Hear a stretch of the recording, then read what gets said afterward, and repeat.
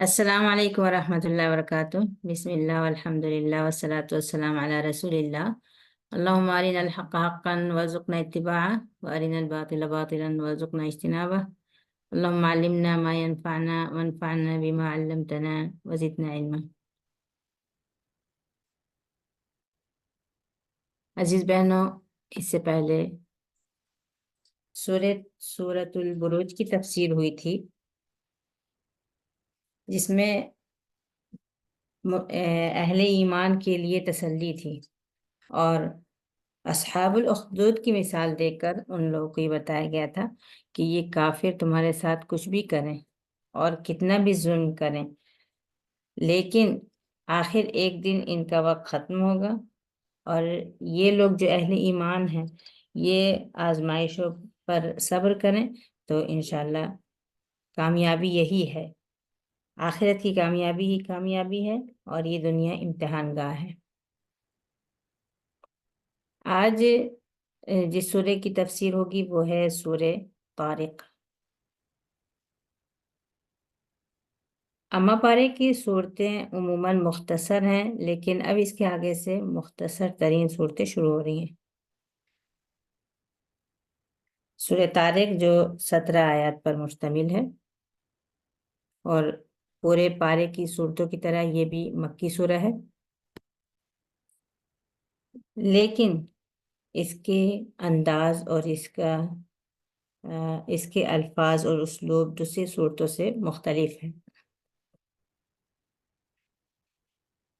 چھوٹی چھوٹی قسموں کے ساتھ اور چھوٹی چھوٹی آیتوں کے ساتھ اس حقیقت پر روشنی ڈالی گئی ہے کہ یہ کائنات، یہ سارا انتظام بے مقصد نہیں بنا ہوا ہے، اور جو لوگ نیند میں ڈوبے ہوئے ہیں یا غفلت میں کھوئے ہوئے ہیں ان لوگوں کے اوپر گویا بار بار ان کو جھنجھوڑا جا رہا ہے کہ اٹھو، جاگو، دیکھو، غور کرو، سوچو۔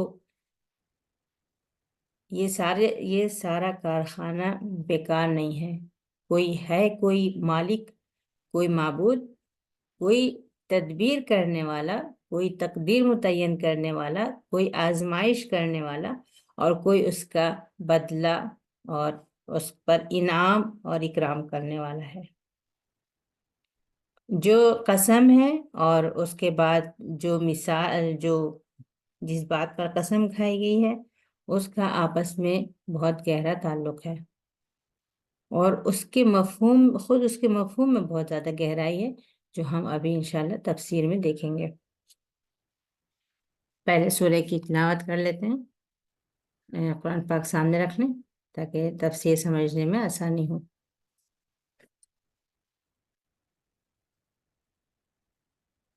اعوذ باللہ من الشیطان الرجیم، بسم اللہ الرحمن الرحیم۔ والسماء والطارق وما أدراك ما الطارق، النجم الثاقب، إن كل نفس لما عليها حافظ۔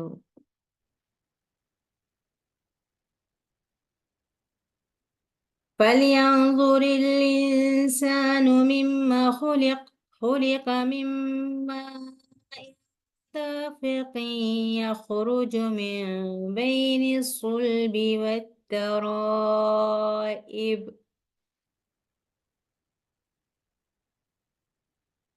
إنه على رجعه لقادر، يوم تبلى السرائر فما له من قوة ولا ناصر، والسماء ذات الرجع والأرض ذات الصدع، إنه لقول فصل وما هو بالهزل، إنهم يكيدون كيدا وأكيد كيدا، فَمَهِّلِ الْكَافِرِينَ أَمْهِلْهُمْ رُوَيْدًا۔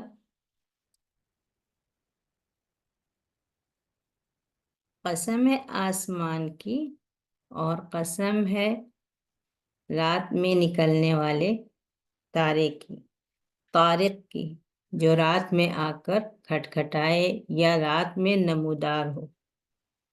تمہیں کیا پتہ طارق کیا ہے؟ یہ ایک تارا ہے، النجم الثاقب، چمکتا ہوا تارا۔ کوئی خاص ایک تارا نہیں بلکہ کوئی بھی چمکتا ہوا تارا، یہ ہے الطارق۔ قسم کھائی گئی آسمان کی اور طارق کی۔ طارق کیا ہے؟ یہ ایک چمکدار ستارہ ہے۔ قسم کس بات پر کھائی گئی؟ بے شک ہر نفس پر ایک محافظ، ایک نگراں مقرر ہے۔ تو انسان غور کرے وہ کس چیز سے پیدا کیا گیا ہے۔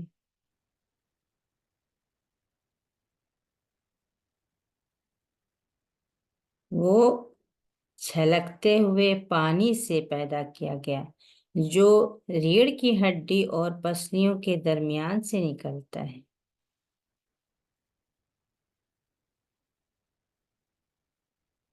اور وہ اس کو دوبارہ پلٹنے پر بھی قادر ہے۔ کب؟ جس دن سارے راز باہر نکال دیے جائیں گے اور جس دن کوئی طاقت اور کوئی مدد کام نہیں آئے گی، نہ اس کی پاس کوئی طاقت ہوگی، نہ اس کے پاس کوئی مددگار ہوگا۔ پھر دوبارہ قسم کھائی جا رہی ہے، قسم ہے اس آسمان کی جو بارش والا ہے، اور قسم ہے اس زمین کی جو پھٹنے والی ہے۔ یہ تو ایک حتمی بات ہے، یہ کوئی مذاق نہیں ہے۔ یہ چالے چل رہے ہیں تو میں بھی تدبیر کر رہا ہوں۔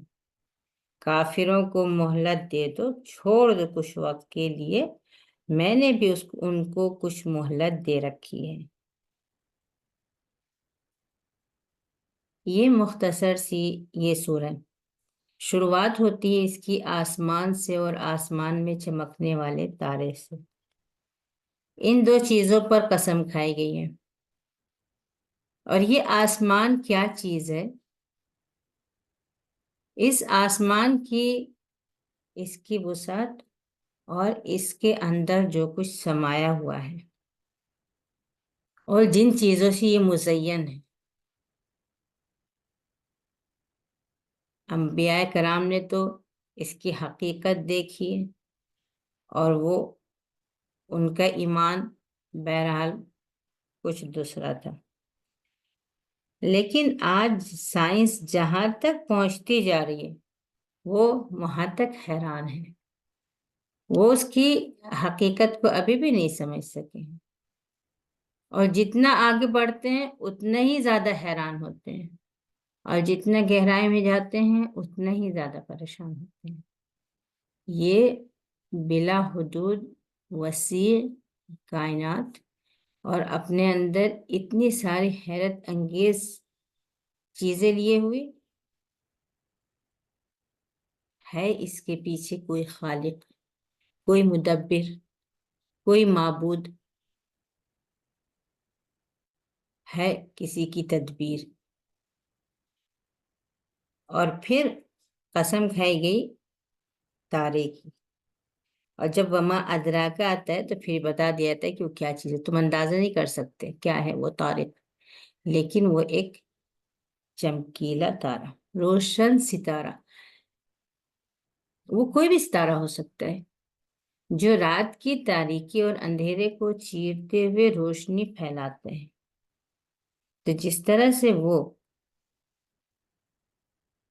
ثقب مانے پھاڑنا، سوراخ کرنا، اور النجم الثاقب جو تاریکی کو چیر دے یا تاریکی کو پھاڑ دے یا تاریکی میں سوراخ کر کے اپنی روشنی کو وہاں باہر کر دے، تو آسمان پہ ٹمٹماتے ہوئے یہ تارے، اور ان کی حقیقت، ان کی یہ ان کی وسعت اور پھر اس کے بعد ان کی روشنی جو یہاں تک ہم کو نظر آتی ہے، جو اس تاریکی کو چیرتی ہے۔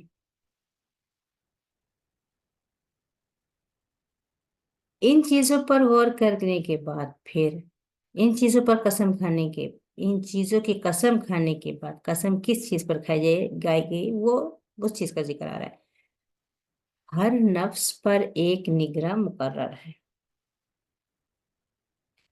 جس طرح سے آسمان میں یہ تارے ہیں اور یہ رات کی تاریکی کو کھول دیتے ہیں اور اس میں سے چمکتے ہوئے نظر آ جاتے ہیں، اس طرح سے اور بھی بہت ساری چیزیں ہیں۔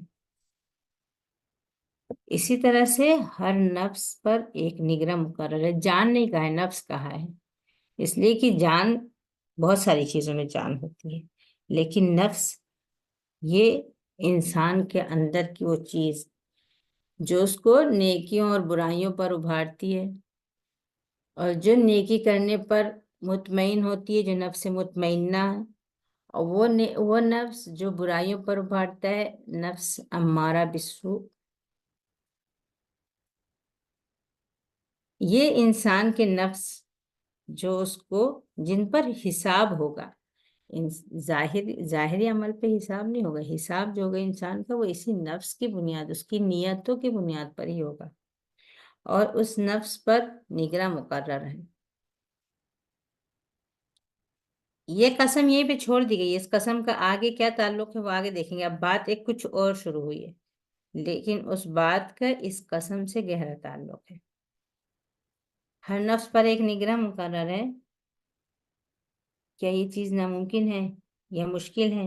چلو، انسان اپنی تخلیق پر غور کرے۔ انسان کو دیکھنا چاہیے، فَلْيَنْظُرْ، دیکھنا چاہیے، لیکن آنکھوں سے نہیں، دماغ سے، عقل سے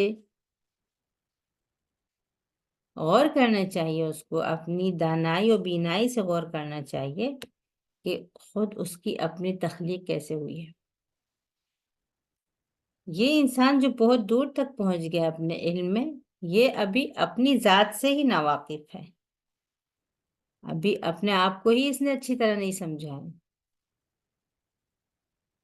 یہ غور کرے ایک دفعہ اپنی تخلیق پر، کس چیز سے اس کو بنایا گیا، کس چیز سے اس کو پیدا کیا گیا۔ یہ پیدا کیا کا مطلب یہ ہوا کہ وہ خود بخود پیدا نہیں ہوا ہے، وہ خود بخود وجود میں نہیں آیا ہے۔ ایسا نہیں ہے کہ غیر ارادے غیر شعوری طور پہ یا بغیر کسی منصوبے کے یہ کام خود بخود ہوتا جا رہا ہے، ہر انسان خود بخود پیدا ہو رہا ہے اور خود بخود زندگی جی رہا ہے، ایسا کچھ نہیں ہے۔ پیدا کیا گیا ہے، خلق پیدا کیا گیا ہے، کس چیز سے پیدا کیا گیا اس پر غور کرے انسان۔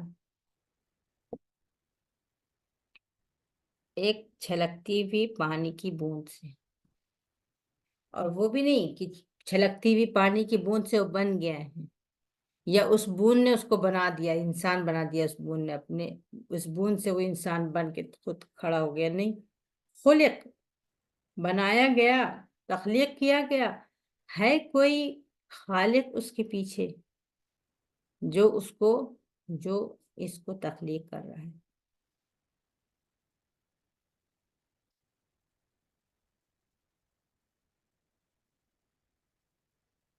یہ پانی جو مرد کی ریڑھ کی ہڈی کے پاس سے اور عورت کی پسلیوں کے پاس سے نکلتا ہے، یہ اس پانی کا اور اس کے جہاں سے وہ بنتا ہے اور جہاں سے وہ نکلتا ہے، اس کا ذکر جب آیا جس وقت، اس وقت سائنس وہاں تک نہیں پہنچی تھی جو وہ اس بات کو، حقیقت کو سمجھ سکتی، لیکن آج لوگ اس بات کو سمجھ سکتے ہیں کہ وہ پانی کہاں سے بنتا ہے اور کہاں سے پیدا ہوتا ہے، کہاں سے نکلتا ہے، اور اس پانی کی ایک بوند میں کتنے سارے انسان بننے کی صلاحیت ہوتی ہے، لیکن کبھی کبھی وہ بوند اتنے کروڑوں حیوان کی موجودگی میں بھی بیکار ہوتی ہے اور ایک انسان بھی نہیں بنتا ہے۔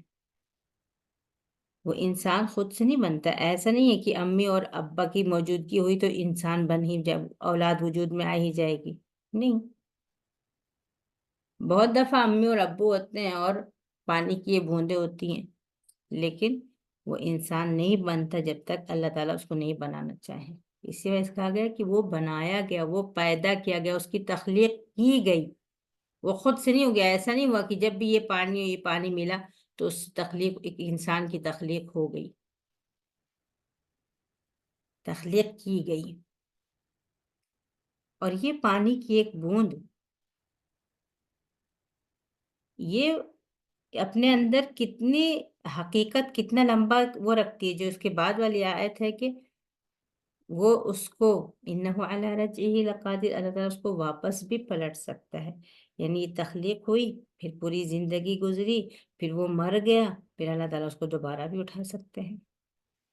اور ظاہر سی بات ہے کہ جس نے ایک دفعہ اپنی قدرت سے پانی کی ایک بوند سے انسان بنا دیا، وہ دوبارہ بھی اس کو زندہ کر سکتا ہے. لیکن صرف ان دو آیتوں کے درمیان دیکھیے، ایک یہ آیت کہ یہ چھلکتی ہوئی بوند سے پیدا کیا گیا، اور دوسرا یہ کہ وہ اس کو لوٹانے پر قادر ہے. ان دونوں چیزوں کے بیچ میں کتنا لمبا سفر ہے، اور ان دونوں چیزوں کے بیچ میں کتنے معجزے ہیں اور کتنی حیرت انگیز چیزیں ہیں. یہ پانی کی ایک بوند جو اپنے اندر سب کچھ رکھتی ہے، ننیال کا اثر، ددیال کا اثر، وہ عادات، وہ اطوار، وہ شکل، وہ موروثی، وہ تمام موروثی اشیاء، جس میں کوئی موروثی بیماری بھی ہو سکتی ہے، کوئی موروثی عادت بھی ہو سکتی ہے، کوئی موروثی صفت بھی ہو سکتی ہے. یہ ساری چیزیں پانی کی ایک بوند اپنے اندر لیے بھی ہوتی ہے. اور پانی کی ایک بوند نہیں، اس پانی کی ایک بوند کا کروڑواں حصہ وہ اپنے اندر یہ ساری چیزیں رکھتا ہے. اور پھر اس پانی کی اس بوند سے تخلیق ہونے والا یہ انسان، یہ خود اپنے اندر کتنی صلاحیتیں رکھتا ہے، اور کتنے اثرات اس کے اندر اس کے خاندانی اور موروثی ہوتے ہیں. وہ سب چیز اس کے آباء و اجداد سے اس تک منتقل ہوتی جا رہی ہے. وہ کیسے؟ پانی کی اس بوند کے ذریعے سے. اور یہی نہیں کہ وہ خود وہ چیزیں، موروثی چیزیں اور موروثی عادات اور موروثی اطوار، موروثی امراض لے کر وہ چیز، وہ انسان بن گیا. خود اس کی تخلیق کن اجزاء سے تیار ہوتا ہے، وہ کون کون سے کام اس کے اندر ہوتے ہیں، کس طرح کے خلیے ہوتے ہیں، کہاں پر اس کو آنکھ، ہر خلیہ تبدیل ہوتا ہے، اور ہر خلیہ اسی جگہ دوسرا اسی طرح کا بن جاتا ہے. شکل نہیں بدلتی، آنکھیں وہی کی وہی ہیں، خلایا تبدیل ہو رہے ہیں. ناک وہی ہے، خلایا تبدیل ہو رہے ہیں. ناخن وہی ہیں، خلایا تبدیل ہو رہے ہیں. ناخن بڑھتے جانے، کٹتے جانے، لیکن ان کی شکل میں کوئی فرق نہیں پڑتا ہے، وہی ہوتے ہیں.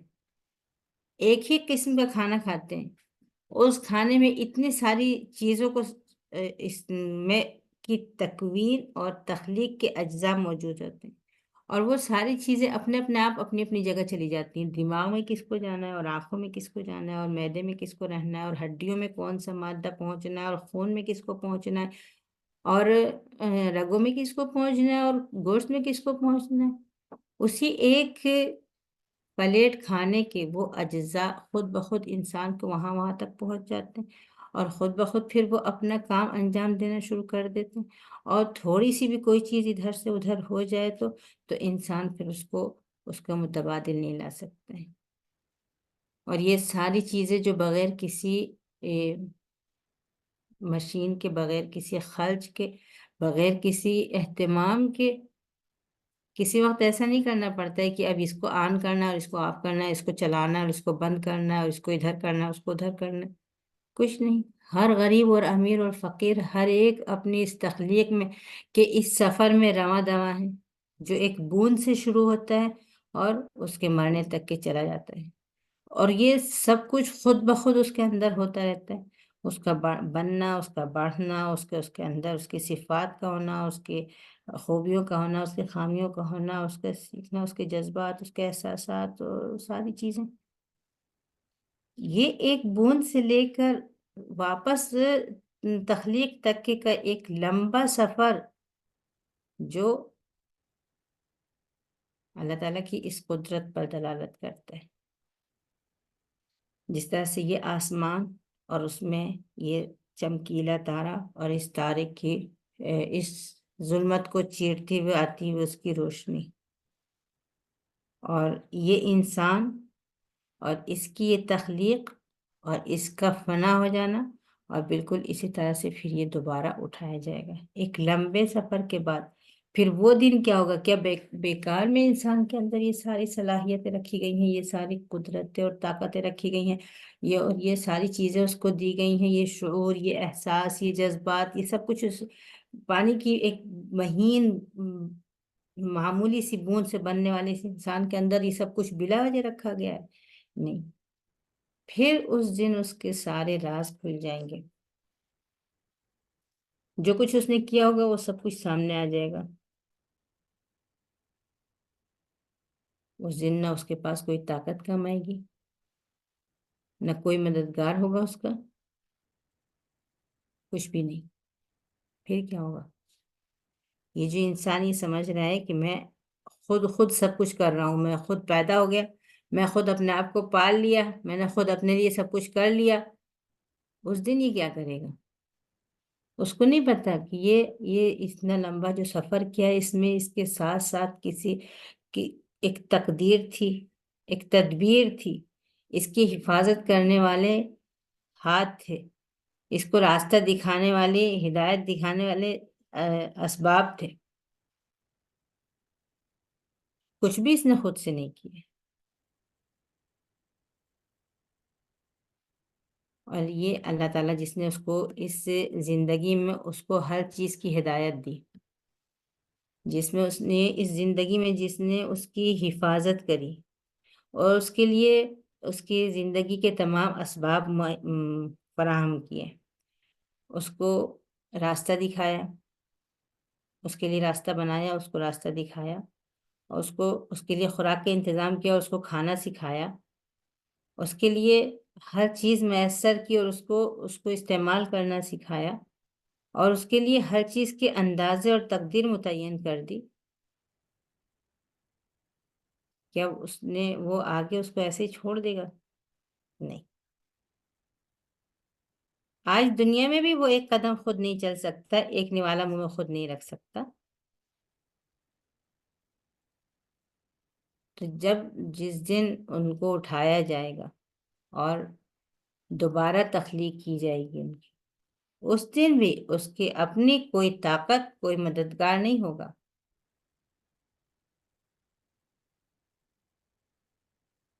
یہاں آ کر اس کے اس لمبے سفر کے پورے راز کھل جائیں گے. تبلس سرائر، سارے راز کھل جائیں گے، اس کے سارے پردے اٹھ جائیں گے اس کے اس سفر کے. اور یہ لمبا سفر جو اس نے کیا ہے، پانی کی بوند سے لے کے دوبارہ اٹھنے تک، وہ ساری چیزیں اس کے سامنے ہوں گی. اور پھر وہاں کوئی طاقت کام آئے گی، نہ اس کی اپنی کوئی طاقت ہوگی، نہ کوئی مددگار اس کے ساتھ ہوگا. اس کے بعد پھر اگلی قسم آتی ہے. اوپر تو آسمان اور ایک تارا جو اس کی ظلمت کو چیر رہا تھا، اس کے بعد آسمان اور بارش، رجع، واپس آنے والی، یعنی وہی پانی ہوتا ہے، وہ پھر جاتا ہے، برس کے نیچے آ جاتا ہے، پھر اوپر جاتا ہے، برس کے پھر نیچے آ جاتا ہے، پھر اوپر جاتا ہے، برستا ہے، پھر نیچے آ جاتا ہے. یہ آسمان جس کی یہ صفت ہے، یہ لگاتار بار بار اسی پانی کو لوٹا لوٹا کر جو برساتا رہتا ہے، اس برستے ہوئے بارش کرنے والے آسمان کی قسم، اور اس زمین کی قسم جس کی طبیعت میں پھٹنا ہے. اگر وہ نہ پھٹے، اگر یہ سبزہ نہ نکلے، اگر یہ پیڑ نہ نکلے، تو پھر ہماری زندگی کیسے ہوگی؟ پھر ہم کہاں ہوں گے؟ تو ہماری تخلیق کے اسباب اور پھر ہماری زندگی کے اسباب، ان دونوں چیزوں کی قسم کھائی گئی ہے. بار بار پانی برسانے والے آسمان اور بار بار پھٹ کر پودے اگانے والی زمین کی قسم کہ یہ بات حتمی ہے، قیامت آ کر رہے گی، دوبارہ زندگی ہو کر رہے گی، بار بار پانی کا برسنا اور پھر اٹھنا اور پھر برسنا، اور زمین کا بار بار پھٹنا اور سبزے سے لہلہانا اور پھر خشک ہو جانا اور سوکھ کر چٹیل میں جانا، اور پھر اس پر پانی برسنا اور پھر اس کا پھٹنا اور پھر سبزہ اگا دینا۔ کیا یہ اس بات کی دلیل نہیں ہے کہ اللہ تعالیٰ جو کام ایک بار کرتا ہے اس کو بار بار کر سکتا ہے؟ اور جب تم کو اس نے جس طرح سے پیدا کیا، تمہاری تخلیق پر غور کرو، جب پہلی بار اتنی باریکی سے تخلیق ہوئی ہے تمہاری، تو دوبارہ نہیں ہو سکتی ہے، وہ ہو سکتی ہے۔ تو یہ ایک حتمی بات ہے، قیامت آ کر رہے گی، روز جزا و سزا ہو کر رہے گا، وما ہوا بالہزل، مذاق کی بات نہیں ہے یہ لوگ چال چل رہے ہیں۔ چالے کون چلتا ہے؟ چالے وہ چلتا ہے جو سامنے آ کر طاقت سے مقابلہ نہیں کر سکتا، وہ چال چلتا ہے۔ جو اپنی طاقت سے کام کر سکتا ہے وہ چال نہیں چلتا ہے۔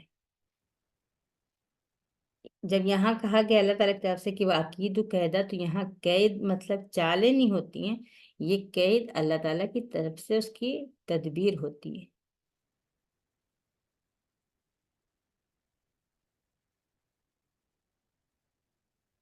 اور چالوں کو، جو وہ لوگ چال چلتے ہیں، اس چال کو کون ناکام کرتا ہے؟ وہ اللہ تعالیٰ کی تدبیر اس کو ناکام کرتی ہے۔ تو یہ چالیں چل رہے ہیں اور اللہ تعالیٰ ان کی چالوں کے لیے تدبیر کر رہے ہیں۔ ایک سیرت کے واقعات میں ایک واقعہ آتا ہے، بہت مشہور ہے، آپ لوگوں نے اس سے پہلے سیرت کے اس میں پڑھا ہوگا۔ جب نبی کریم صلی اللہ علیہ وسلم ہجرت کر چکے تھے اور جب جنگ بدر ہو چکی تھی، اور جب بدر میں کفار مکہ نے بہت بڑا نقصان اٹھایا تھا، اور جب وہ سب غصے سے بلبلا رہے تھے اور غم سے پھٹے پڑ رہے تھے، اور ان کے بہت سارے قیدی مدینہ میں تھے اور یہ لوگ اپنے قیدیوں کو چھڑانے جا رہے تھے، اس وقت کا واقعہ ہے۔ ایک شخص تھا عمیر ابن وہب، اور ایک شخص امیہ ابن خلف، دونوں کے نام بہت مشہور ہیں اس میں۔ یہ دونوں اکیلے میں رات کے سناٹے میں بیٹھ کر میٹنگ کر رہے ہیں، اور عمیر ابن وہب کہہ رہا ہے کہ میرے اوپر بہت زیادہ قرض ہے اور میرے بچے بھی بہت چھوٹے چھوٹے ہیں، اگر مجھے ان قرض، جو میرے اوپر قرض ہے، اگر مجھے اس کی فکر نہیں ہوتی قرض ادا کرنے کی، اور اگر مجھے اپنے چھوٹے چھوٹے بچوں کا خیال نہیں ہوتا، تو میں آج ہی محمد کے پاس جاتا اور میں اس کو قتل کر کے آتا۔ نعوذ باللہ۔ یہ میدان میں بات ہو رہی ہے، صحرا میں، مکہ کے باہر کوئی نہیں ہے، یہ ان دونوں کے درمیان راز طے ہو رہا ہے اور خفیہ میٹنگ ہو رہی ہے۔ امیہ ابن خلف مجھ سے کہہ رہا ہے کہ قرض، تم قرض کی فکر مت کرو، جتنا بھی ہوگا، جتنا بڑا مبلغ ہوگا قرض کا، وہ سب میرے ذمے، میں ادا کروں گا اس کو۔ تمہارے بچے میرے بچے ہوں گے، میں اپنے بچوں سے بڑھ کر تمہارے بچوں کا خیال رکھوں گا، میں ان کو پالوں گا۔ تم نے جو ارادہ کیا ہے تم کر لو، اٹھو جاؤ، جو تم کر سکتے ہو، جس کا پلان کرو تم کر لو۔ اور میرے ابن وہاب کو بہت اطمینان ہو گیا اس کی تسلی سے، اور اس نے فوراً اپنی سواری اونٹنی تیار کرنے کا حکم دیا اور اپنے تلوار پہ زہر لگایا۔ تلوار زہریلی اس لیے کر لیتے تھے کہ اگر ہلکا سا بھی وار لگے، اگر قتل نہیں بھی کر سکیں تو بھی اس زہر کے اثر سے انسان ختم ہو جائے۔ تو تلوار کی دھار پر زہر لگایا اور اس پر دھار لگائی، تیز کی تلوار، اور مدینے کی طرف نکل گیا۔ لیکن یہ ظاہر وہ کیا کر رہا تھا کہ میں اپنے بیٹے کا فدیہ دینے آیا ہوں جو جنگ بدر میں قید کر لیا گیا تھا۔ اس شخص عمیر ابن وہب مدینہ پہنچے، حضرت عمر رضی اللہ عنہ نے اس کو دیکھا، اور آپ نے بات سنیے، اتقوا فراست المؤمن، مومن کی فراست سے بچو، وہ اللہ کے نور سے دیکھتا ہے۔ تو حضرت عمر کی فراست نے اس کو سمجھ لیا کہ یہ اللہ کا دشمن ضرور کسی برے ارادے سے آیا ہے. ان کو نہیں پتا، میٹنگ میں وہ شریک نہیں تھے، نہ انہوں نے سنا تھا نہ ان کو پتا تھا، لیکن ان کو دیکھ کر سمجھ میں آیا کہ یہ بیٹے کا فدیہ دینے کے لیے نہیں، یہ کسی غلط ارادے سے آیا ہے. اچھا نہیں لگا اس کا آنا ان کو. تو اس نے حضرت عمر رضی اللہ عنہ نے اس کو اپنی تلوار کی نوک پر، یعنی وہ نہیں تھا، رسیاں نہیں تھیں، بیڑیاں نہیں تھیں جس میں قید کر کے نبی کریم صلی اللہ علیہ وسلم کے پاس لے جا رہے تھے، اپنی تلوار کی اس پر اس کو نبی کریم صلی اللہ علیہ وسلم کے پاس لے گئے اور کہا کہ اللہ کے رسول، اللہ کا دشمن عمیر یہ یہاں کیوں ٹہل رہا ہے؟ آسا سمجھا کہ عمر اس کو چھوڑ دو. انہوں نے چھوڑ دیا، پھر کہا کہ اس سے دور ہٹ جاؤ. وہ دور ہٹ گئے، وہ اکیلا کھڑا ہوا ہے. پھر کہا عمیر میرے قریب آؤ. قریب آیا، دھیرے سے پوچھا کہ کس ارادے سے آئے ہو؟ کہا کہ بیٹے کا فدیہ دینے آئے ہوں. یہ تلوار کس لیے لے کر آئے ہو؟ فدیہ لینے آئے تھے نا، تلوار کیوں ہے تمہارے ہاتھ میں چمکتی ہے؟ کیا ہے کہ برباد کریں اللہ تعالیٰ ان تلواروں کو. جنگ بدر میں یہ ہمارے کام آئی تھی، کیا کہ آج کام آئیں گی؟ کوئی فائدہ نہیں اٹھایا ہم نے ان تلواروں سے. آپ صلی اللہ علیہ وسلم نے کہا کہ عمیر، تم نے امیہ بن خلف سے کہا تھا نا کہ اگر اتنے سارے قرض نہیں ہوتے اور اگر مجھے اپنے ننھے ننھے بچوں کی فکر نہیں ہوتی تو میں اپنے ارادے کر گزرتا اور میں محمد کو قتل کر دیتا. اور پھر اس نے تم سے کہا تھا نا کہ تمہارے قرض میرے ذمے ہوں گے چاہے وہ کتنے ہی ہوں، اور تمہارے بچے میرے بچے ہوں گے، جاؤ جو کرنا چاہ رہے ہو کر لو. پھر کیا ہوا ہوگا اس وقت؟ کیا کیفیت ہوئی ہوگی عمیر ابن وہب کی؟ اس کے اوپر گویا بجلی گری، بجلی. اس نے کہا اللہ کی قسم، یہ بات ہمارے درمیان جب ہو رہی تھی تو کوئی نہیں جانتا تھا، ہم نے ایک دم اکیلے میں یہ بات کی تھی، اس اللہ کے سوا کوئی بھی وہاں پہ حاضر نہیں تھا، اور یقیناً تم اللہ کے رسول ہو. تو وہ ایک چال چل رہا تھا اور اللہ تعالیٰ ایک تدبیر کر رہا تھا. انہم یکیدون کیدا واکید کیدا، یہ لوگ چالیں چلتے ہیں اور میں چال چلتا ہوں. نہیں، اللہ تعالیٰ چال نہیں چلتے ہیں، اللہ تعالیٰ ان کی چالوں کو برباد کرنے کے لیے تدبیر کرتے ہیں. اللہ تعالیٰ کی تدبیر ہوتی ہے. جس طرح سے کوئی بھی چیز برباد ہو جاتی ہے، جس طرح سے لیمو نچوڑنے سے دودھ پھٹ جاتا ہے، اس طرح سے کوئی بھی چال چلی جائے اس کو چال کو ناکام کرنے کے لیے بھی چیزیں ہوتی ہیں. تو اللہ تعالیٰ چال نہیں چلتا ہے، چالیں تو کمزور لوگ چلتے ہیں. اللہ تعالیٰ تو قوی ہے، حکیم ہے، قدیر ہے، اس کو کیا ضرورت ہے چال چلنے؟ وہ ان کی چالوں کو بیکار کرتا ہے، ناکام کرتا ہے جو چالیں چلتے ہیں. تو ان کو تسلی دی جا رہی نبی کریم صلی اللہ علیہ وسلم کو کہ یہ چالیں چل رہے ہیں، بے فکر رہو، اللہ تعالیٰ کی تدبیر تمہارے ساتھ ہے اور ان کی تمام چالیں برباد ہو جائیں گی، کچھ بھی ان کے کام نہیں آئے گا. پھر کیا ہوا؟ وہ شخص فوراً مسلمان ہو گیا. اس نے کہا کہ آپ اللہ کے رسول ہیں. یہ چیز اللہ کے علاوہ کوئی نہیں جانتا تھا، آپ کو اللہ تعالیٰ نے بتایا ہے. اب میں گواہی دیتا ہوں کہ آپ رسول اللہ ہیں. اور پھر اس نے کلمہ پڑھا اور مسلمان ہو گیا. حضرت عمر رضی اللہ عنہ جو اپنی تلوار کے سائے میں اس کو لے آئے تھے یہاں پر، انہوں نے پھر کیا کہا؟ حضرت عمر کہتے ہیں کہ عمیر ابن وہب جب نبی کریم صلی اللہ علیہ وسلم کے پاس پہنچا تھا، اس وقت ایک خنزیر مجھے اس سے زیادہ عزیز تھا، اور جب وہ وہاں سے نکل رہا تھا تو وہ میرے اپنے بچوں سے زیادہ مجھے عزیز تھا. ایک لمحے کے اندر حالات بدل گئے تھے. یہ اللہ تعالیٰ کی تدبیر تھی۔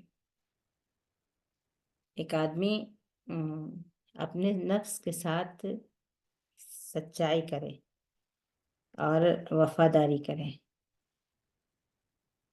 بےمانی نہ کرے، چالیں نہ چلے، غلط نہ کرے، غلطی ہوئی ہے تو رجوع کرے، اللہ تعالیٰ کی طرف پلٹ آئے، اور کتنے ہی گناہ گار ہو، صرف ایک بار پلٹ کر آئے تو وہ کہے تو کہ اے رب میں واپس آ گیا، میں بہت دور نکل گیا تھا گمراہیوں میں تیری رحمت سے، تیری مغفرت سے بہت دور ہو گیا تھا، یا اللہ تعالیٰ میری توبہ قبول کر لے، میں واپس آ گیا ہوں۔ اس سے پہلے کہ وہاں راز کھول دیے جائیں اور وہاں کوئی طاقت کام آئے، نہ کوئی مددگار ملے، اس سے پہلے یہیں دنیا میں ہی اپنے حالات صحیح کر لیے جائیں۔ اس کے بعد والا جملہ فَمَهِّلِ الْكَافِرِينَ أَمْهِلْهُمْ رُوَيْدًا، یہ جو مہلت دے رہے ہیں کافروں کو، یہ کون دے رہا تھا؟ کیا نبی کریم صلی اللہ علیہ وسلم دے رہے تھے یا اللہ تعالیٰ دے رہا تھا؟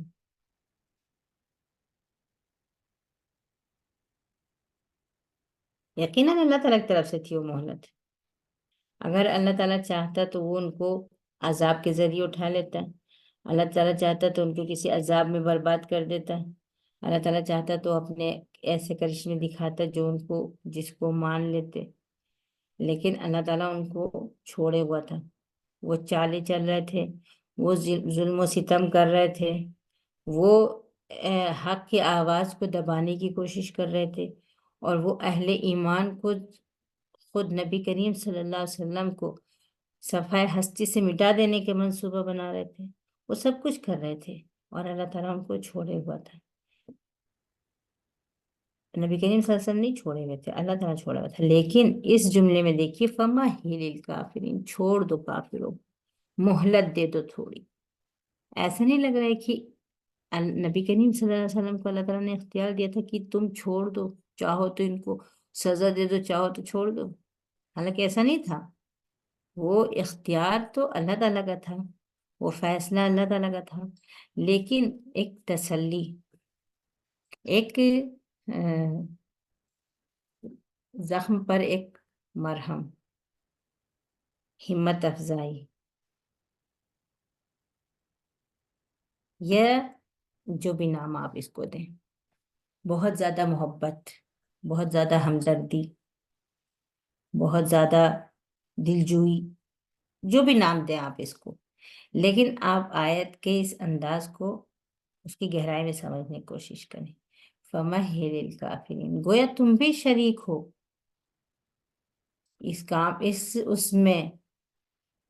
کام میں، گویا تم کو بھی اختیار حاصل ہے، یا تمہیں بھی اجازت حاصل ہے، یا یہ کہ تمہاری موافقت اور تمہاری منظوری اور تمہاری رضا سے ہی ان کو مہلت دی جا رہی ہے، تو تم ان کو مہلت دے دو، میں بھی ان کو مہلت دوں گا، امہلہم، میں بھی ان کو مہلت دے رہا ہوں، میں ان کو مہلت دوں گا کتنی دیر کی؟ امہلہم رویدا، رویدا کیا ہوتا ہے؟ بہت تھوڑا سا ہوتا ہے، تھوڑی سی زندگی، تھوڑا سا وقت، تھوڑا سا وقفہ۔ یہ جو انسان کی زندگی ہے جس میں اس کو انسان کو مہلت ملتی ہے، پہلی بات تو پوری زندگی بھر کی مہلت نہیں ملتی ہے، لیکن اگر مل جائے انسان کو چالے چلنے کے لیے پوری زندگی کی مہلت مل جائے، تو بھی اس آگے ابدی ابدی ابدی زندگی، کبھی نہ ختم ہونے والی زندگی کے سامنے یہ زندگی انسان کی جو ہے وہ ہے کتنی؟ اگر مہلت مل بھی گئی تو کتنی؟ اگر وہ ساری زندگی اس کو چھوڑ دیا جائے کہ لو پوری زندگی تم جو دل چاہے کرتے رہو، تو یہ ساری زندگی بھی لامحدود زندگی کے سامنے ہے کتنی؟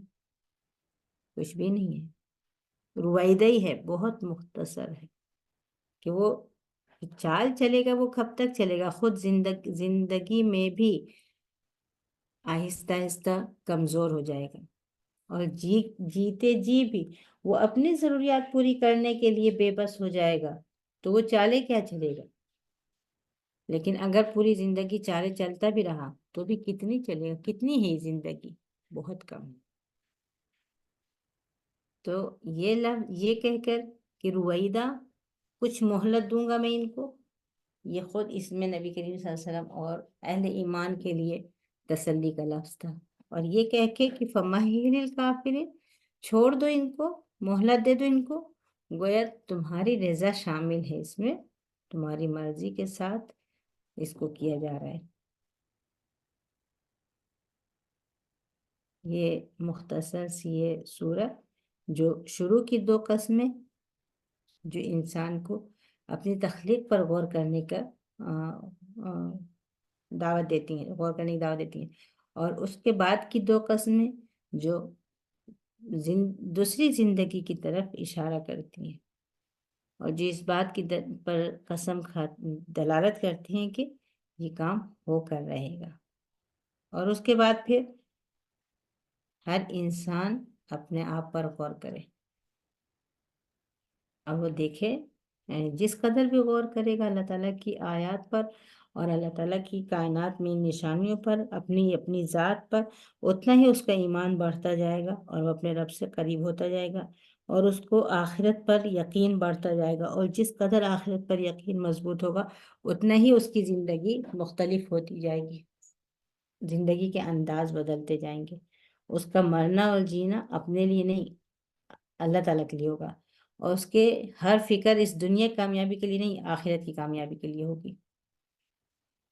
اللہ تعالیٰ ہم کو اور آپ کو توفیق عطا فرمائے کہ ہم اس کی آیتوں پر غور و فکر کریں اور اس کی کائنات پر تفکر و تدبر کریں۔ اللہ تعالیٰ ہم کو وہ ایمان عطا کریں جس سے ہمارے لیے مشکلات آسان ہو جائیں، وہ یقین عطا کرے جو ہماری عبادتوں میں مزہ دے دے۔ اللہ تعالیٰ ہم کو وہ عبادتیں نصیب کرے جو ہمیں جنتوں سے قریب کر دیں۔ اللہ تعالیٰ ہماری اور آپ کی مغفرت فرمائے۔ اقول قولی ھذا واستغفر اللہ لی ولکم ولجمیع المسلمین۔ اللہم اغفر لنا ولوالدینا ولمعلمین ولمن لہم حق علینا وللسامعین۔ اللہم انصر اخواننا المجاہدین المرابطین المستضعفین فی غزہ۔ اللہم نصرک الذی وعدتہ۔ اللہم اعز الاسلام والمسلمین، اللہم اذل الشرک والمشرکین، اللہم دمر اعداءک اعداء الملت والدین۔ اللہم صلی وسلم علی نبینا محمد وعلی آلہ وصحبہ اجمعین۔ سبحانک اللہم وبحمدک، اشہد ان لا الہ الا انت، استغفرک واتوب الیک۔